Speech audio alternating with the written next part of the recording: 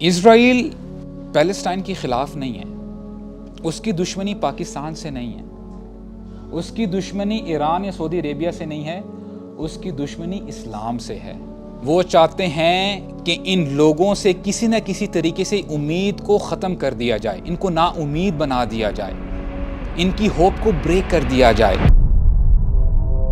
کیونکہ ہم بڑے بیزی ہیں اپنی پڑھائی میں، ہم تو شاید اپنی ہسٹری نہیں پڑھتے۔ ان کو پتہ ہے کہ مسلمان جب جاگتا ہے وہ کیا کرتا ہے۔ ان کو پتہ ہے کہ یہ وہ قوم ہے، یہ وہ امت ہے جو کہتی ہے کہ اگر تم نے یہ ظلم کو ختم نہ کیا تو ہم وہ مرد لے کے آئیں گے تمہاری طرف جن کو موت سے ویسی ہی محبت ہے جیسے تمہیں دنیا کی زندگی سے محبت ہے۔ ہم شاید بھول گئے ہیں لیکن یہ لوگ نہیں بھولے۔ ان کو پتہ ہے کہ مسلمان جب جاگتا ہے وہ کیا کر سکتا ہے۔ ان کو پتہ ہے کہ اگر یہ جاگ گئے، ان کو وہ واقعہ یاد ہے غزوہ احد پر کہ ایک صحابی تھے غزوہ بدر میں تو وہ پارٹیسپیٹ نہیں کر سکے، کہتے ہیں یا رسول اللہ I really miss fighting against the pagans۔ میں اللہ کی راہ میں شہید ہونا چاہتا ہوں، میں لڑائی کرنا چاہتا ہوں، میں اپنی قربانی پیش کرنا چاہتا ہوں۔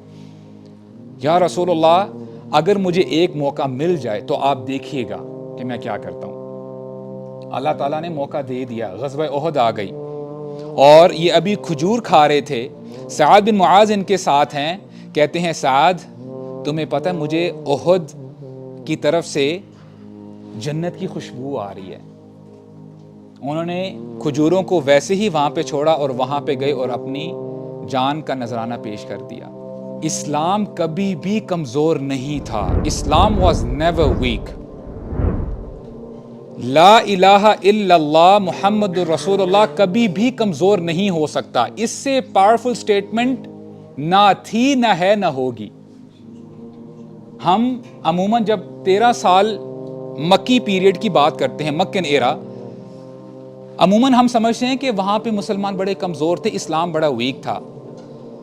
اور آپ اگر ہسٹری جانتے ہیں اور اگر آپ نے سیرت پڑھی ہے، آپ کو پتہ ہے کہ Muslims they did not have mainstream media، ان کے پاس کوئی آرمی نہیں تھی، اور کتنا پروپیگنڈا کیا جا رہا تھا کہ رسول اللہ صلی اللہ علیہ وسلم کو کیا کچھ نہیں کہا گیا، یہ ساحر ہے، یہ کذاب ہے، یہ مجنون ہے۔ جیسے آج مسلمانوں کو کیا کہا جاتا ہے؟ these people are extremists، یہ فنڈامنٹلسٹ ہیں، ان کی باتوں میں نہ آنا۔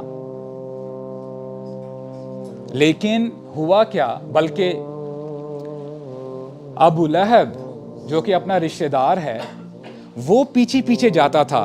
رسول اللہ صلی اللہ علیہ وسلم دین کی دعوت دے رہے ہیں اور ان کا چچا پیچھے کہتے ہیں کہ اس شخص کی بات نہ سننا، یہ بندہ جھوٹ بول رہا ہے۔